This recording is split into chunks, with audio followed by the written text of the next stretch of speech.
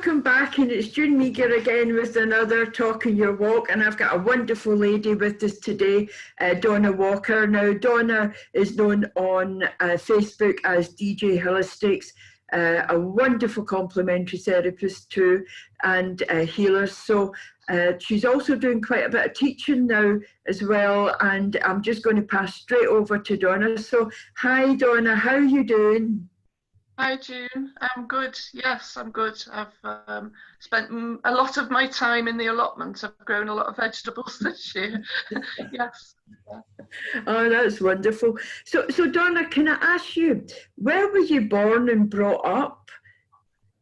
I was born in Wallasey, Wirral, the little peninsula between Wales and Liverpool. And I grew up here. When I was about 30, I moved to North Wales for 15 years, but I came back here 15 years later, and that was 16 years ago. So Wales is like second home to me. I know Wales very well. Got lots of friends in Wales. And, you know, at school, what kind of child were you? Were you quite a studious child, or were you quite, you know, adventurous, or what kind of child would you say you were? I was an all-rounder really, but I was quiet. It wasn't until primary, when I was about 9 or 10, I became myself. I was confident and I had lots of friends, and but I wasn't sporty. I was adventurous, but I had to be in a crowd. And you know, growing up in the 60s, there was lots of crowds, the baby boomers. So there was a lot of freedom. There was more freedom in those days for kids. So we went off in gangs and we looked after each other and what have you. So I wasn't one that would be climbing trees, or you know, I'd get scared if we were jumping over a brook or whatever. Lived by the sea, spent, you know, a lot of time by the sea. Lucky in the sense, really. And the place I'm living now, which is just on the edge of Wallasey, the hill, spent many trips from where I lived, which was only a few miles away, up into the woods on the hill to play. Yeah. Oh, wonderful. So I was an all-rounder at school. Excelled in everything, very creative, very studious, pretty quiet, but with my friends I wasn't. Very quiet around adults. I was very much from birth a watcher. I would watch what was going on around me, and I would have to get to know people before I would speak to them, you know. When it came to adults, you know, I was very sensitive, and if I didn't like somebody's energy, then I wouldn't speak, really. So I did then? Well. Sorry? You were even sensitive then? I was sensitive then, yeah. Very, and had, you know, experiences. 5D experiences from that age. I wanted to. When I grew up, I couldn't see myself growing up. That's weird, because everyone else could picture marriage and all that sort of thing.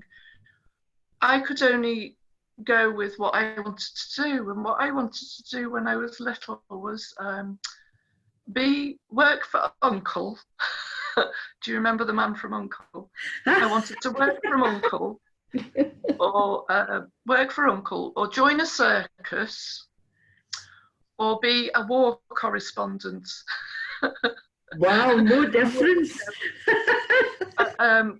Travel around the world being a journalist, or travel around the world and write books and draw pictures. And then that was like a thread until I was about 14. And because I expressed the fact that I was interested in journalism, they put me into the typing room for a week, and that was a nightmare. I hated that. Couldn't do it at all. My fingers just wouldn't. I couldn't remember the keys or whatever. And I thought, no, if it involves a typewriter, I'm not. I'm not going to be doing that. And then I wanted to work in a field hospital. I wanted to join the army and be a nurse in a field hospital abroad somewhere, or be a nun, a missionary, and go and work with orphans in the mountains. Wow, wow, all these childhood dreams, amazing. I know. And then it came to the point where I was 16, 17, and I thought, what am I going to do? I fancy art school because I was good, you know. I have got a gift. I was very musical as well, played violin. So I thought that I would go to train as a teacher and teach art. But I was dissuaded by my mum. She said, no, you go and be a nurse or something, a proper job, she said.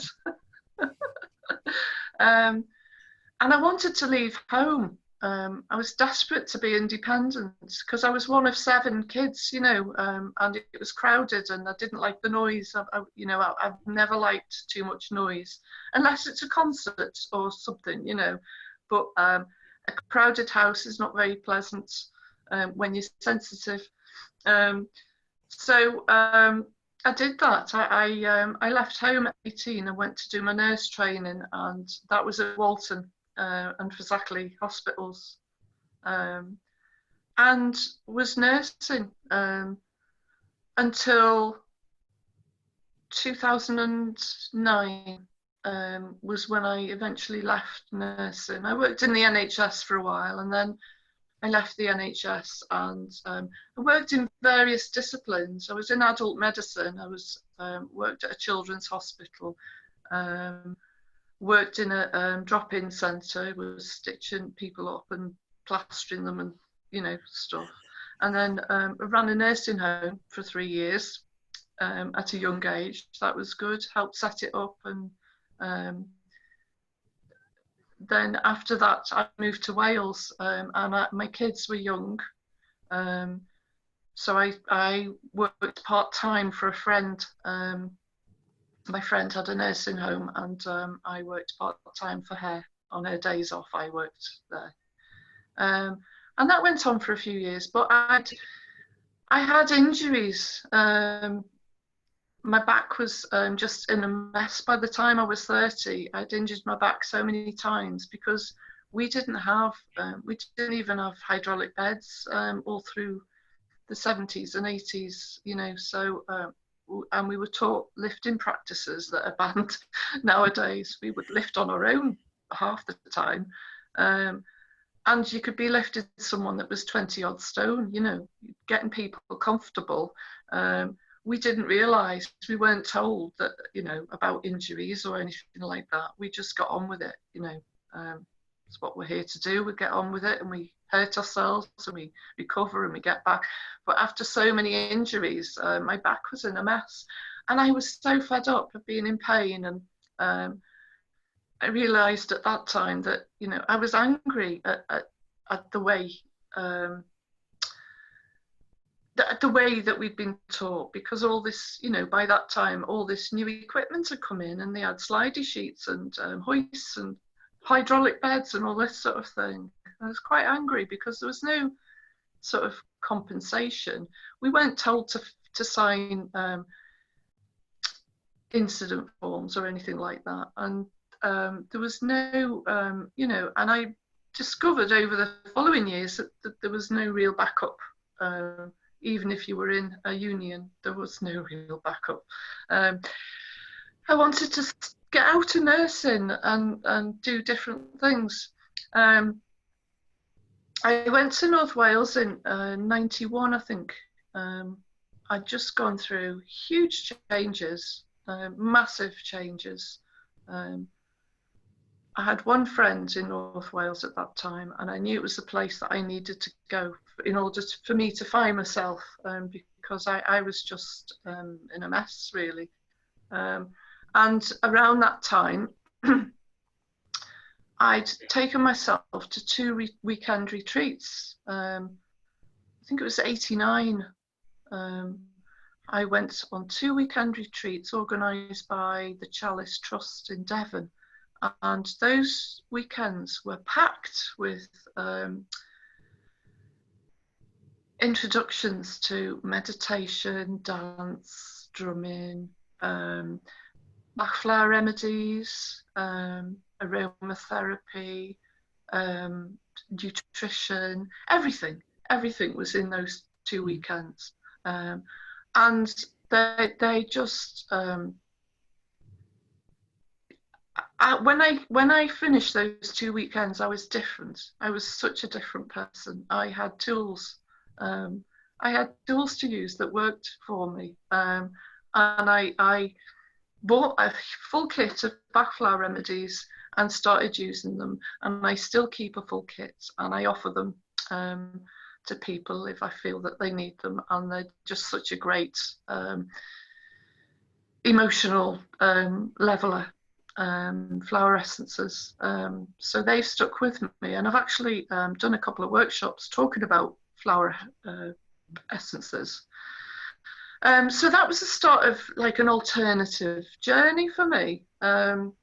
I bought somebody, I was working for the cruise, and one of my mentors suggested that I go, because I was going through stuff. She said, go and get Linda Goodman's star signs. Read a bit about the bigger picture. So I did. I went to look for it. I was feeling so fluey and horrible. I went and got it, and I had it read in 24 hours. And it opened me up, because it introduces astrology and numerology and all that sort of thing. I got onto the esoteric side of things, and I started reading all sorts, and I bought a pack of tarot cards, and I studied numerology, and I was doing everyone's charts and all this sort of thing. Got into my own soul template, if you like. Started having profound experiences with meditation, visual journeys and visual experiences and what have you. Was still nursing part-time. Then through the 90s, I just did the odd workshops. I was into colour therapy, so I went and did a colour therapy course, went to a couple of crystal workshops, and took my first massage and aromatherapy course with Lisvasi College. And that took me up to 2000, when I went back into the NHS to be a proper nurse again, realising that they had all this, newfangled equipment and technology, which they didn't. The technology I just found it astounding, electronic ear, to take temperatures, and blood pressure machines and drip machines and all that. We had to count drips in the early days. We had to count the drops with a watch. So then, and during the 90s, I became very, very creative. I went back to school, and I did an A-level in art and design, and I thought, right, let's get back to being an art teacher again, still with the healing stuff going on in the background. And I went back to, I did really well with the A-level in art and design. I did textiles, but was good at everything. There's not ego talk in there. I just found I had these I could do things, and went to college because I wanted to go on to do a degree. But my daughter became very ill at that time, and I had to stop college. And it was disappointing, but it was the start of, she's been ill. She's 36 now, and she's been ill with various things since. And I'm talking about real stuff. So I stopped college, but I picked up the local free rag in Denby. I was living in Denby, picked up the local free rag, and it said youth workers wanted training, etc. given. So I phoned the council, and I got on the training course, did a certificate in community and youth work, and worked for Denbighshire County Council as a youth worker. But it sort of snowballed into a bigger thing, because they were giving me self-employment at other clubs, to go and teach bits of arts and crafts and stuff. And I ended up being hired by Bernardo's, and it was great fun working with the kids. I had this knack for being able to think of something fresh to do the following week, you know, every week. So yeah, and being creative during the 90s, I joined a local theatre group. It happened. All these things evolved naturally. You know, I was going with the flow, and the flow was very nice. I joined a local theatre group, was a member of Clwyd Community Theatre. We did very well. We were travelling amateur group, and we went into all sorts of competitions, and we won quite a lot of local competitions, and we went national with quite a few of our productions. And so I got into acting. It was mostly comedy until the last year. Suddenly I was doing drama, and I was able to hold an audience with with the drama. So I can be a drama queen if I want to. But I'm very quiet, really. I'm a very quiet person, really. So yeah, I spent 10 years. It was wonderful. It was like the kids were involved as well. So it was our social life. You know, if you can't afford a social life and you love theatre, then you join a theatre group. So, and we travelled, as I say, we performed in theatres and community centres, and you know, it might be a hut in the mountains, or it might be a big theatre. You know, there was Theatre Clwyd and Theatre Colwyn, and when we went national, then it would be somewhere in Britain. Yeah, so that was a nice thread. Yeah. And people have said to me, you know, since I've come back here, why don't you find a theatre group? It wouldn't be the same. It just would not be the same, because that group was that group. Do you know what I mean? And we were very close. I don't know whether I could find that. You can't replace what. No. But in essence, you've done. Sorry, you can't. You've then achieved another childhood dream, haven't you? Because when you were young, you wanted to be an actress, didn't you? You wanted to be an artist. So in ways, and you wanted to work with children, like when you wanted to be in an orphanage in Africa, but you ended up working for Bernardo's in Wales. Different thing. But in a way, all these childhood dreams and aspirations all came true, didn't they? Yes.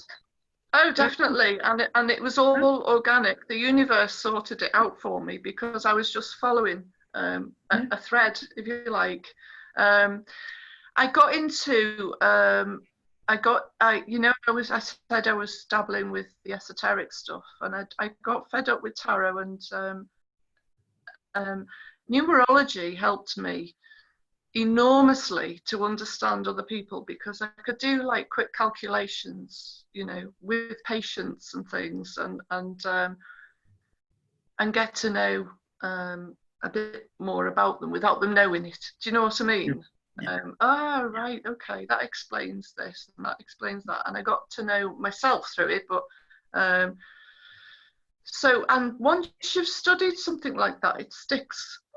You know, you get to, and it got me to understand that there was more to this template, and it's a really unique, you know, we've all got a unique template, even though we're all like part of a whole thing.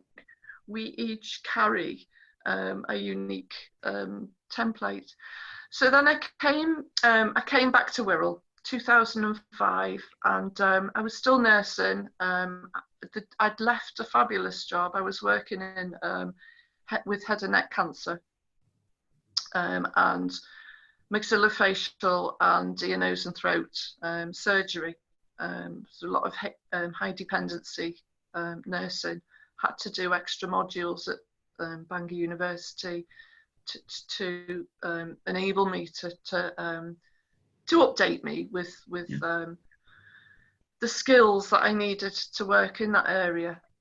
So I would be working one-to-one with very vulnerable people who, you know, had half their face or neck removed and couldn't speak, swallow, you know, totally dependent. And they'd be with us, some of them, for about 3 months until, you know, while skin grafts were healing, and there were multiple wound sites and, you know, all that sort of thing. So that was so, it was quite, I've had a lot of learning curves. But when I moved back to Wirral, the NHS had put a freeze on all jobs, so I couldn't, I moved before I'd found a job. I joined an agency. I couldn't get a job. I wanted to carry on doing what I'd been doing, but there were no jobs anywhere. And I was, even when I went for other jobs, I thought, oh, maybe they think I'm too old. How old was I then? I think I was 49. And whenever I went for an interview, there would be 22-year-olds, you know, a group of us, and everything was internally, you know, they would, you got to know in the end that they only wanted internal applicants.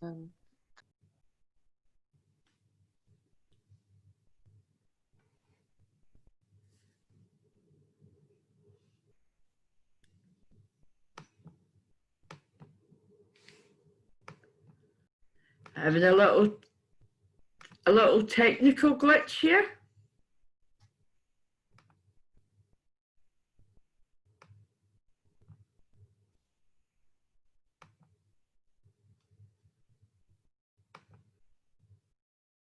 Just bear with me. Sorry about that. I had a phone call and a parcel at the door at the same time. Typical. I was wondering, a technical glitch here. I thought it was something I did. Where was I? So going for jobs, you were going for jobs. I was more worried because I've got the dog here. I have the dog for half the week, yeah, and she's asleep behind me on the couch, yeah. I was more worried about her starting to pester me than I never even thought that my phone might go off or the doorbell will go. Right, so I joined an agency, and I was getting bits and pieces of like vaccination work and a couple of nursing home placements and bupa placements, various placements, and then they offered me a placement at Waterloo for Meagher, working with the DAT team, drugs and alcohol team. So I thought, wow, that's different. That's mental health. I had worked in a couple of EMI homes in Wales now and again. I thought, wow, that's different. Anyway, it was such an amazing learning curve for me, because I had a caseload and I had an office, and I had responsibility with child protection and all this sort of thing, and I had to see my patients once a week and issue them, you know, test their urine and all that sort of thing. But getting to know addiction was such a I don't know, it was quite a humbling job, and the whole team that I worked with were the best team nursing wise I'd ever worked with, and they were a mental health team. I was a general nurse. I wasn't, you know, the only experience I'd had in mental health was at EMI homes. So I would say that that was a wonderful experience in the sense that I learned a lot. But it was something that I knew I could not, because I was offered a job at the end of it. I had to say no because I was too sensitive, because I'd be going through, I didn't know how to clear myself, really, protect myself and clear myself. And I was having people's withdrawal symptoms and all sorts of, I pick up pain and, you know, I pick up people's dreams. In my dreams, I can, it's like John Malkovich moments. I have weird dreams and then realise I've been inside somebody else's head, if you know what I mean. So I decided that it wouldn't be good for me to carry on with that. The money was good, but you know, it's one of those, do you go for the money or do you go and destroy yourself, or you say no? So it was one of those, the next couple of years, again, I did, you know, worked in a couple of nursing homes. I just fed up. I was only focused on nursing. I never thought about what else I'd done until another period of back pain. I've refused surgery twice on my back. The first time was in Wales, and I worked for CAB in Wales as well. I did 3 years voluntary work, a couple of mornings a week, and one of the ladies I worked with was a yoga teacher, and around the time that I would been offered surgery for my back, they wanted to do a spinal fusion. She said, don't go for the surgery. I said, I've already refused. They want me to have this corset thing, which I'd had. I had, and went in the bin after a week. I couldn't wear it, this huge cage contraption. It went in the bin. I'd been in pain for a long time, you know, and painkillers didn't touch it. She said, come to my yoga classes. She would do it by donation. All the monies went to her own charity. Whatever was donated. She knew everything about yoga, Tai Chi, medicine. She would, although she had a group of people, she would individualize. She would just, you know, you'd say, I've got this, this and this, and she'd remember, and she'd say, don't do this one, you won't be able to do this one. She said to me, after, you know, within the first 6 months, you will have stretched your back out enough to regrow some disc fluid. Nobody else had explained that to me. Nobody else had said, you can regrow your disc fluid, because I had no lumbar discs left. The bones were like grating on each other. All my lumbar spaces were like that, yeah, and grating and chipping. And she was right. I was pain-free. After a few months, I was pain-free for the first time in a few years, and more flexibility. My spine had changed shape again, and yeah. So that was the first time I refused surgery that time. The second time was much later, and I managed to avoid it through doing my yoga practices. Yeah. So that was another step. So I wanted to leave nursing. I left in 2009, and I went and did a residential job for 3 years in mental health. I was just a caretaker, and at the same time worked for myself as a youth arts facilitator. Had a commission, managed to cost and facilitate a youth art project, and they managed to get enough funding to keep me on as a youth worker for a year. And then after that, I stayed as a volunteer for a while. But then I started university. And it was during this second major episode of excruciating back and hip pain. I was limping, I'd had an MRI scan, and I was waiting to see a neurologist, and I'd limped down into town and was passing the college shop. I was, really fed up. I didn't like what I was doing, really. It was okay, but it wasn't going to be for a forever thing. Went into the college shop and spotted degree in complementary therapies. This was in 2010 or 11, I can't remember. 2011, summer of 2011. So I phoned the college up and said I'm interested, and went to see Dr. Joe for the interview at Wirral College. Instantly knew that he was going to be the one that would teach me. Do you know Joe Delaney? Yeah. And so I was 57 by the time I'd finished my degree in complementary therapy. 57? Wow. Fabulous. Yeah. And my main research over those few years was pain management. We did look into addiction and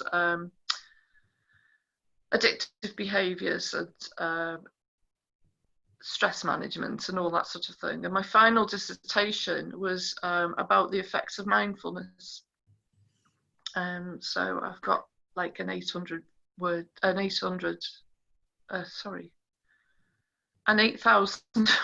word essay on mindfulness, the effects of mindfulness on all levels. Yeah. I wanted to know how it affected the body physically, not just mentally and emotionally, but physically. I wanted proof of physical changes. So that was that. When I finished my degree, I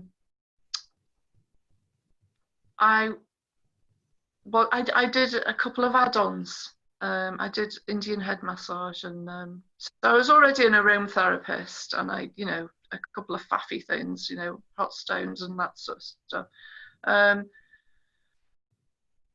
I went and did, went to Donna in South Wales and did with teach therapies, and did Indian head massage, and I did Hopi candles, and did a few other things over the years, but I needed more CPD points, so I went to the FHT Congress, and it was a last minute thing. They'd hurriedly put some more workshops on because all the workshops were full. So the ones I attended were both Eastern disciplines, and one was with core therapies, and that was the 5 elements abdominal massage. And then the next day was with John Bayek, doing cryotherapies. I was so fascinated by the cryotherapies and what happened personally afterwards, because when I came home after that weekend, I treated myself with the cryotherapies for problems that I'd been suffering while I was, trawling away writing dissertations and things in the months before. I was absolutely astounded, and I was treating friends, and suddenly they were having overnight recoveries from things, and I thought, wow, this is worth studying microsystems. Yeah, I already knew some of the meridian systems of the body through the massage, through what I'd been taught at certain access points, and the points on the face and the head, certain access points on the body. So that I started doing John Bayek's cryotherapy modules, and spent the next 4 years until not last year. I did attend one last year, the year before, when I got to the master level. Yeah, all the different methods of treatment, not just hand acupuncture, but the acupressure and moxa and what have you. And I did a few of his other therapies, the face needling and ear acupressure. So yeah, my vision was to have a practice. The only thing was that life has givens, and my givens were my mother was very ill, and I was involved in her care, and my daughter was also very ill and had 2 surgeries during that time, major surgeries, and I was just on my knees with promotional stuff. I was just hammering everything, you know. The highlights of the last 6 years since I left uni have been the summer months. The absolute joys of the last, because not only did I attend the gatherings in North Wales, but I started to go further afield as well and travel. So there's my circus thing, you know.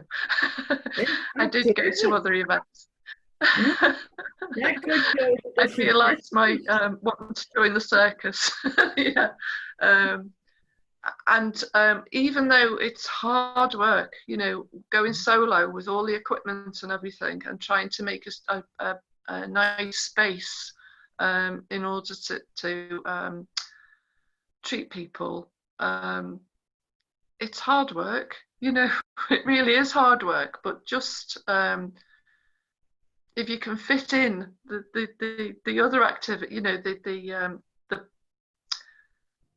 attending, you know, some of the music and some of the workshops and what have you, it's an absolute joy. And the people I've met over the last 6 years, and that's all down to Susie Price. Now, I met that year that I went to I'd finished uni and I went to the FHT conference and I started the trail of microsystems. That winter, I met Susie Price at one of her earth chants in Liverpool. And it became a fairly regular thing that I went to the earth chants. And she said to me, "Are you going in the summer?" And I said, "What are you talking about?" She said, "Oh, the tribal gathering." And it was the first conscious tribal gathering that summer. She said, "Do you want to go? You can probably practice your therapies there, you know." So that was my, you know, I was at the first tribal gathering and the following gatherings, and that was through Susie Price. And I still go to her gong bath. That's my favourite, apart from reflexology, having my feet twiddled, having my vibes twiddled with Susie Price's gongs is another. She's wonderful. She's a wonderful woman. Yeah. Oh, she's I love her to bits. I absolutely adore her. And yeah, we've kept in touch. Anyway, so that was that. Where am I? Where am I up to now? Right, 3 years ago. Yes, I did my Reiki with a lady in Abergele, and then I furthered myself with you.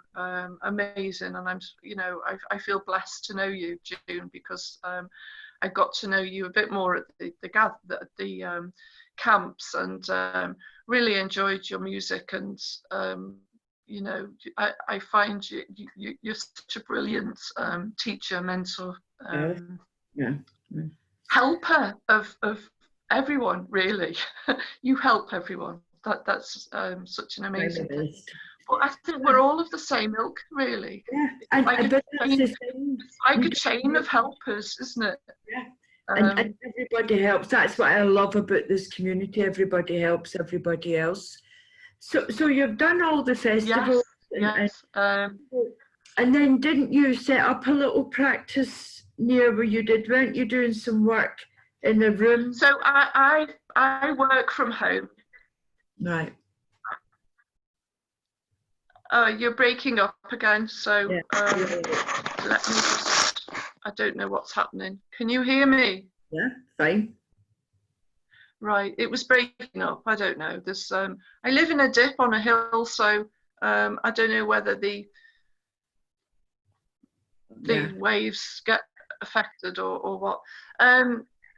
So yes, it's been difficult because I've had family stuff to deal with and what have you, and you accept those givens, and you know, you have to be patient and, you know, keep your goal in sight, if you really want to continue with it, you know.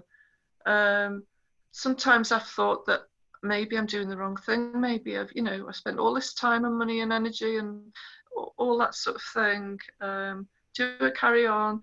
But anyway, I've mostly, over the last 6 years, worked from home and at home. So I do mobile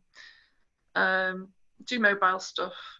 3 years ago, I started studying Neigong with Jim McCritchie in Liverpool. He's a Qigong practitioner. He's an acupuncturist. He doesn't use needles anymore, and he's amazing. He's my therapist. He's amazing. So I started training in Neigong with him, which is inner alchemy. So began to understand the 8 extraordinary meridians, the Bagua, the thrusting channel that houses the chakras, or the cauldrons, as they're called in the East. The cauldrons, the meridians, the more points along the meridian systems that are important, junction points and everything, and learning how to flush, because we run on emotion. That's what keeps us going. That it's all emotional energies, and certain emotions are associated with certain organs and meridian systems. So the practice cleanses and energizes the meridian systems, cleanses the emotions, sorts the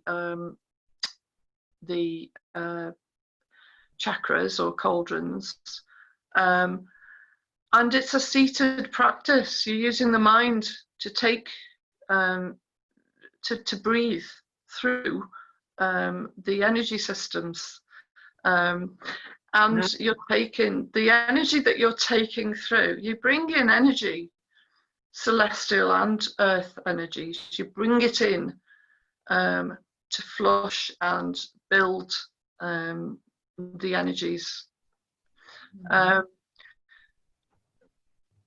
So it was, when I first started doing it, I went to an introductory thing. This was 3 years ago. And after the first session, I mean, we only smiled at our hearts. We only took energy to the heart.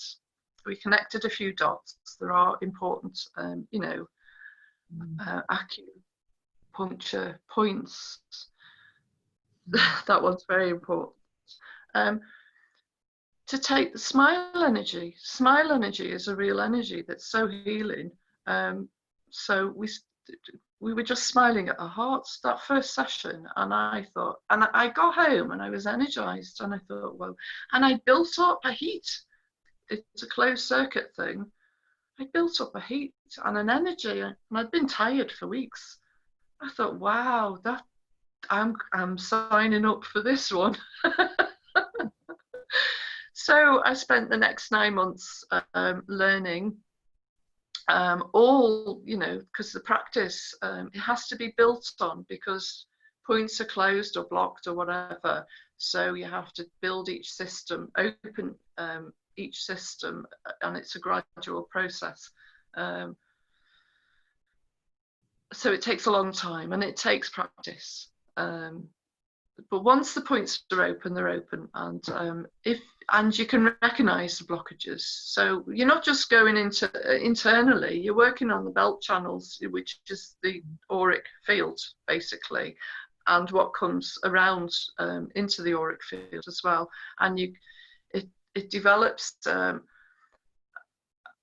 seeing of your own system, so you can see where you're blocked or where there's some sort of energy attachments. Once I started doing that and I was dealing with my own clients, I started to detect any blockages or whatever in their systems. As I developed my own practice, what I was practicing with others evolved into working more with and seeing more with energy systems. It's been an amazing journey, really. So that particularly, at the end of that year, he said, right, he invited, do you want to come back and learn to teach this? So yes, so I went back the second year, and bit by bit, I was taking the group through the practice. But actually, before we went back, that September, at the end of that first year, I went and delivered at Audio Farm to get my spec as a therapist. I went and delivered a workshop, and it was my first ever workshop, and it was at 8 o'clock in the morning on the healing field at Audio Farm. And I delivered, and I managed to do it in an hour. God knows how. The universe was looking after me that day. Didn't have time to be nervous. It was a matter of getting up out of bed, having a quick slurp, and walking down to this huge dome and delivering the session. And I had it all on paper in front of me in case I stumbled. And I managed to deliver it right on time, everything in, and I did the microcosmic orbit. Yeah. So, and that's a combination of like what you would learn in 12 weeks, really. You need to know about the systems that you're working with, but I delivered the microcosmic orbit in an hour, and I was so, my confidence was just, you know, I got to know Andrea a little bit more, Andrea Taylor, and there were so many other people that I'd met at Conscious Tribal Gathering there that I felt like I was home, really. So after that, I thought, right, I can, so that next year I was delivering, learning how to teach and delivering. And last year I did start to do groups, and I had a group coming here to my house one morning a week. I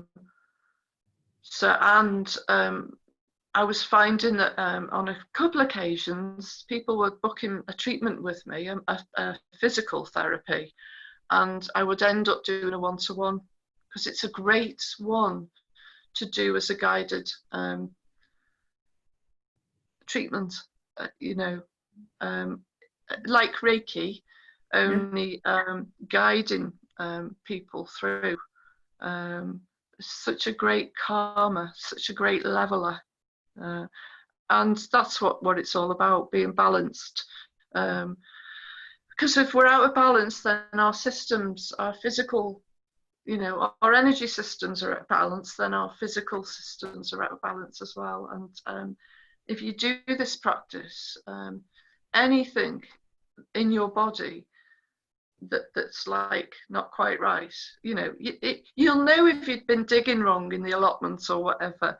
But anything else that crops up, like a tummy pain, if you're sensitive, it could be somebody that you know that needs something. But I always treat it as my own and go through the energy system. And it's like mindfulness to me now, because if I detect something, like with mindfulness, you get a thought pattern and you feel an emotion, and you start to breathe into it and calm yourself. That's mindfulness, being present. But with something like this, it was something extra, you know. Oh, I've got a pain here. Where's that coming from? Well, it's there, so it's this emotion. What thought triggered? Go back over your thought. Right, breathe. It's got to be flushed. Yeah. So, yeah. Working with light, working with energy, it's how it's evolving is amazing, really. And I never know where I'm going to be, what I'm going to be doing next, because, you know, even though life throws things at you and you have to deal with them, but the universe, you know, it's just been, it's carried me through such, you know, difficult. I think it's amazing, Donna, when listening to you, you know, from being a child to now. I mean, going and doing a degree and finishing that when you're 57 has surely got to be an inspiration to people who think, I'm too old to do a degree, now that I'm in my 30s or 40s. You know, you're a shining example of you're never too old to go and learn. You're never too old to take up new things or explore. I think that's amazing. So you were doing little groups at home and you're doing your treatments from home. If anybody watching this wanted to get in touch with you, I know that you do GJ Holistics and you do that through Facebook. So if people watching this want to get in touch, do they just, you know, go into Facebook and look for DJ Holistics and they'll find you? Yes, or go to my Facebook page, which is Donna Walker, and find the DJ Holistics link on there if they can't find it. Yeah, but I'll put or the contact me on Messenger, but my mobile number is on the DJ Holistics page. I have offered one-to-one video calls, you know, because I can guide people through to calm and do energy work through this media. So I you know, and I have offered it. I don't push anything. I've never pushed anything, but yes, this seems to be the only medium that we can use at the moment. It's really frustrating because I do like hands-on work, and I do love working face to face. But if this is the only medium, then the energy is still coming through. Oh, I think it's so amazing. It looks like to conquer my fears and go with this. Master it. You've got to master it. Just like everything else you've mastered in your life, you know, it's just going for it. I mean, I've been on stage, but that's in character, and I'm not going to be in character for this. I'm just going to be myself, you know. Well, Donna, it's been an absolute pleasure talking with you and learning more about you. And actually, I'm in awe of everything that you've achieved. You know, it seems to me that, you know, you went with the flow, obviously, but you also took full advantage of all the training and all the courses and the workshops, and you never shied away from that. And you seem to have embraced, even though some of the changes weren't maybe what you wanted, but you embraced the change and you made the best of those changes, didn't you? This is what I'm seeing or hearing and listening to, and I think that's a marvellous inspiration for anybody who at the moment's going through change and maybe feel a bit either daunted or a wee bit intimidated by it.